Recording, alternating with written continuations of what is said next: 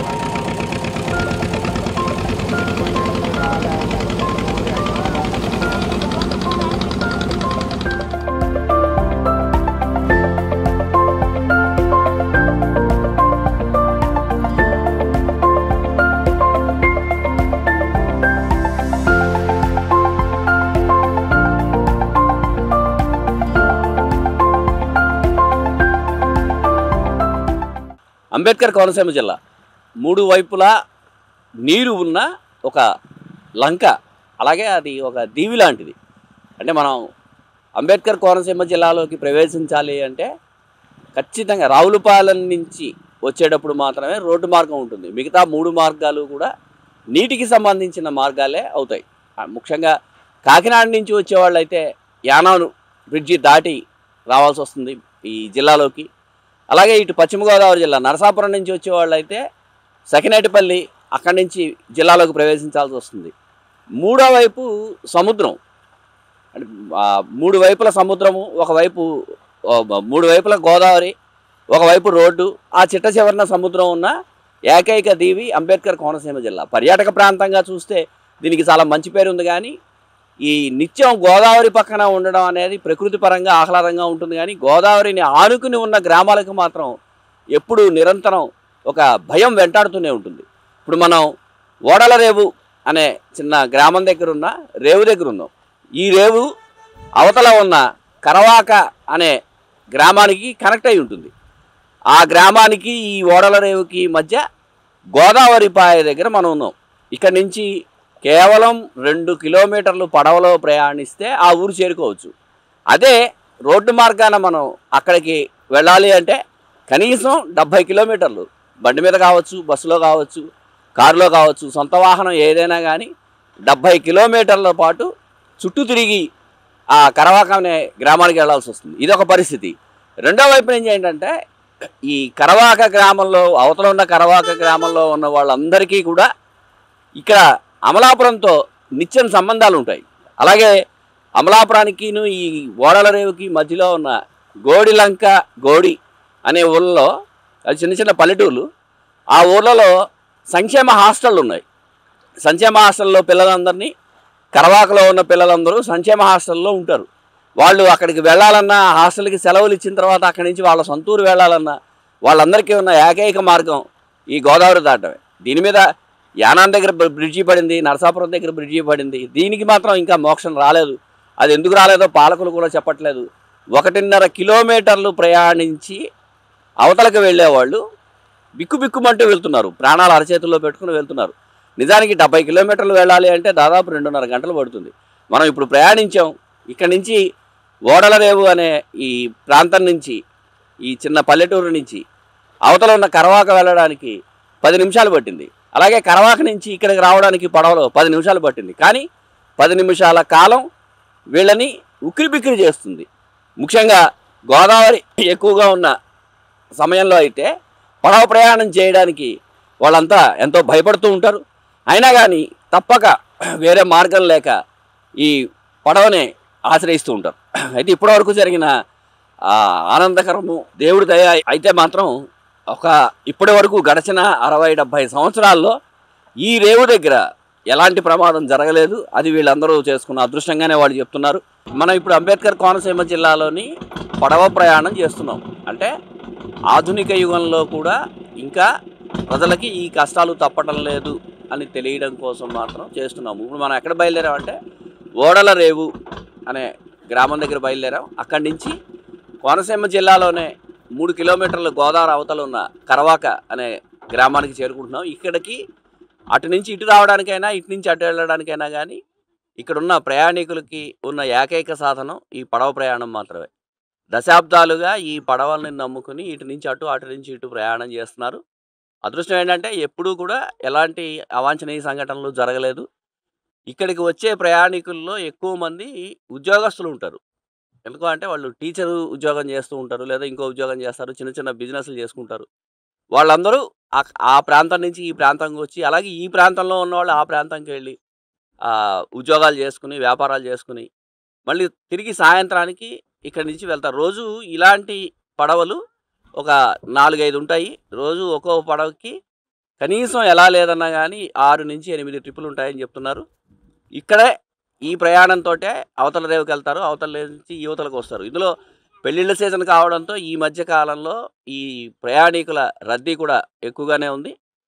ఈ దూరం అటు ఓడల రేవు నుంచి ఇటు కరవాకి మధ్య దూరం 2 నుంచి 2.5 కిలోమీటర్లు ఉంటుంది. ఈ 2.5 కిలోమీటర్లు పడవలో ప్రయాణించి యువతల నుంచి అవతలకి ప్రయాణించి వాళ్ళ పనులు అయిన తర్వాత బయటకు వస్తారు. ఇది ఇక్కడ ఉన్న పరిస్థితి. మేము బెండమల్లంక నుంచి వస్తామండి. మా అమ్మాయి గారి ఇంటికి వెళ్తాం, కేసినపల్లి అండి. బ్రిడ్జి లేకపోవడం కొంచెం ప్రాబ్లంగా ఉందండి. జడుచుకునే వాళ్ళు పడవలు అయితే ఎక్కడానికి కష్టపడతారండి. కొంచెం అలవాటు అయిన వాళ్ళు అయితే ఫ్రీగా కూర్చుంటారండి. షెల్టర్ అయితే బాగానే, ఇప్పుడు బయటకు వరదన్నా బాగానే తీసుకొచ్చారండి. ఏమి భయం అనిపించలేదు, బాగానే ఉందండి ప్రస్తుతానికి. మేము కేసినపల్లి వెళ్తున్నామండి మా అమ్మాయి గారికి. అంటే మీ అమ్మాయి గారి ఇంటికి ఎప్పుడు వెళ్ళాలన్నా ఈ పడవలోనే వెళ్తామండి. ఇంక బాగా వరద ఎక్కువ అలా బాడుచుకుని తిరిగి వెళ్తామండి. దానికి దీనికి దూరం ఎంత తేడా ఉంటుంది? చాలా దూరం అండి. 8 కిలోమీటర్లు వస్తుంది, నాకు తెలియదు కానీ చాలా దూరం అండి. చాలా దూరం ఉంటుంది. అటు నుంచి వెళ్ళడం అంటే చాలా దూరం అండి. ఇటు నుంచి అయితే బాగా దగ్గరండి. ఓకే. అంటే మీ పిల్లలు వాళ్ళు మీ ఇంటికి రావాలన్నా కానీ ఇలాగే వస్తారండి. వాళ్ళు ఇలా వస్తారా, మేము అలాగే వెళ్తామండి. వరదలు అయితే మటుకు తిరిగి వస్తారండి అందరు. వాళ్ళు వెళ్ళినా మేము వెళ్ళినా తిరిగి వెళ్తామండి. అంటే మీ చిన్నప్పటి నుంచి ఇది ఇలాగే ఉందండి? చిన్నప్పటి నుంచి అండి. మా అమ్మగారు ఊరు పుట్టుల్లి కేసినపల్లేనండి. మా అత్తూరు ఊరు బెండమల్లంక అండి. మేము బెండమల్లంక నుంచి మా అమ్మగారికి వెళ్తామండి. నా పేరు బాలకృష్ణ. నేను ఫైర్ డిపార్ట్మెంట్లో చేస్తుంటాను. మా అమ్మమ్మ ఊరు కేసినపల్లి. నా చిన్నప్పటి నుంచి ఈ రేవు దాటి వెళ్ళటం అన్నీ చేయటం తప్ప బ్రిడ్జి పడుతుందని చెప్పారు, కానీ ఇప్పుడు బ్రిడ్జి అనేది ఇప్పటి వరకు అమలు రాలేదు. ఆల్రెడీ నరసాపురం వెళ్ళాలన్నది ఇదే షార్ట్ కట్టు. వరల రేవు దాటి వెళ్ళాలి, తర్వాత నరసాపురం రేవు దాటి సగినేటిపల్లి రేవు దాటి నరసాపురం వెళ్ళాలి. అలాగే పిల్లలతో వెళ్తున్నప్పుడు కూడా కొంచెం రిస్క్గా ఉన్నా కానీ సేఫ్ సైడ్గానే తీసుకొస్తున్నారు. కానీ భయం, ఎంత సేఫ్ సైడ్కి తీసుకెళ్ళినా కానీ గోదావరి దాటి వచ్చే వరకు కూడా భయపడతాం కదా, ఆధార్ నుంచి ఇద్దరికి వచ్చేటప్పుడు. దానివల్ల ఏంటంటే ఎప్పటి నుంచో వస్తుంది, పడుతుంది అని చెప్తున్నారు, కానీ ఇప్పటి వరకు లేదు. ఇప్పటికీ 50 years అయిపోతుందండి, నాకు తెలిసి 40 years అవుతుందని. అప్పటి నుంచి ఇప్పటి వరకు లేదు. అలా రేవు దాటడం వెళ్ళటం లేదు. వరద బాగా ఎక్కువ వస్తే మాత్రం అలా తిరిగి రావడం తప్ప, అది కూడా ఎంత 70 కిలోమీటర్లు వస్తుందండి ఎక్స్ట్రా. అయినా కానీ పిల్లలతో వెళ్ళటం భయపడి అలా వస్తుంది. కానీ వరద టైంలో కూడా సేఫ్ సైడ్గా బోట్లు అనేది మొత్తం అందరూ కూడా సేఫ్ సైడ్ సుఖంగానే తీసుకొస్తున్నారు.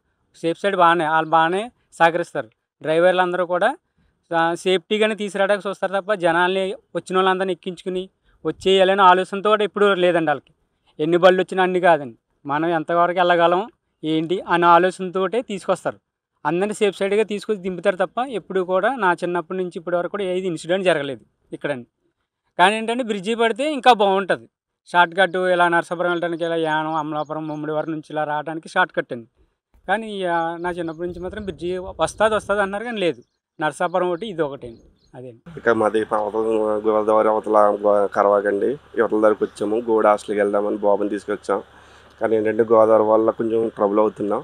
మాకు ఈ బ్రిడ్జి పడితే ఇంకా ప్రయాణం బాగా సింపుల్గా అవుతుంది.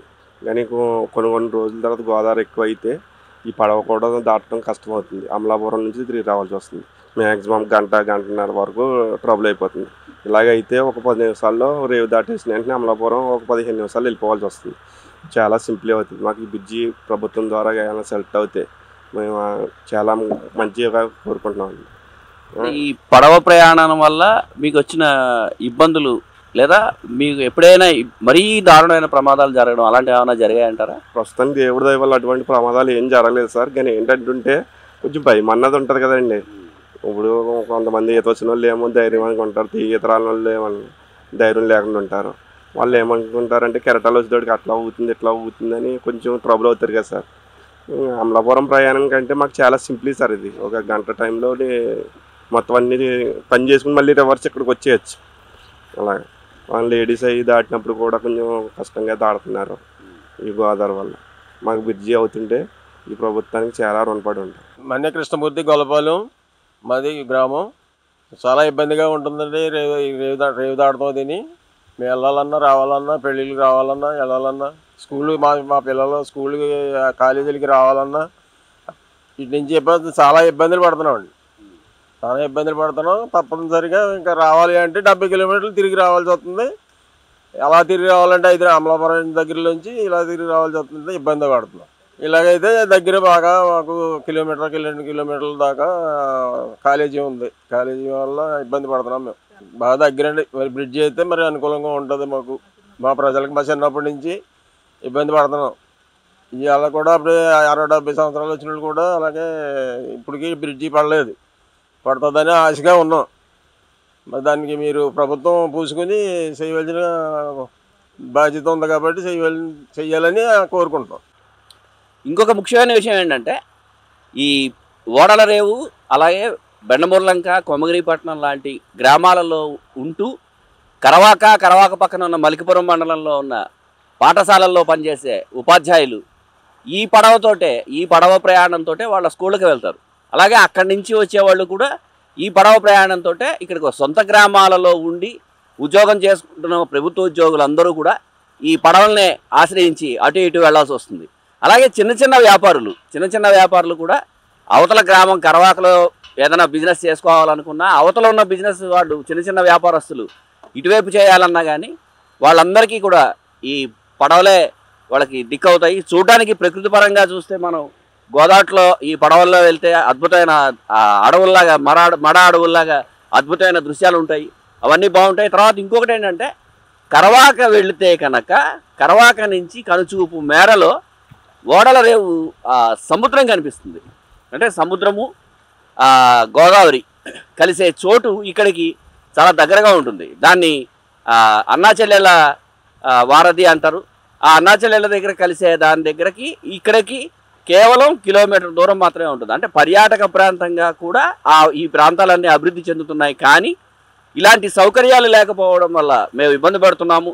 ఆ ఇబ్బందులు తీర్చండి, ఏ ప్రభుత్వం పట్టించుకోలేదు, ఆ ఇబ్బందులు తీర్చండి అని వాళ్ళు ప్రయాణికులు అడుగుతున్నారు. ఇక్కడ ముఖ్యమైన విషయం ఏంటంటే 70 కిలోమీటర్లు గంటన్నర పాటు ప్రయాణించాల్సిన వాళ్ళు కేవలం 10 నిమిషాల్లో 1.5 నుంచి 2 కిలోమీటర్ల లోపే ఈ గోదావరి దాటి అవతలకు వెళ్తున్నారు.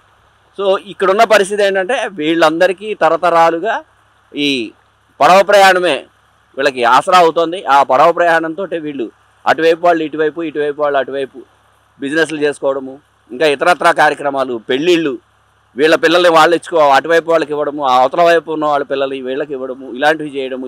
ఈ పెళ్లి వారు కూడా ఒక్కోసారి ప్రత్యేకంగా నావలు కట్టించుకుని అవతల నుంచి యువతలకి, యువతల నుంచి అవతలకి రావడం, ఇలాంటివన్నీ జరుగుతున్నాయి.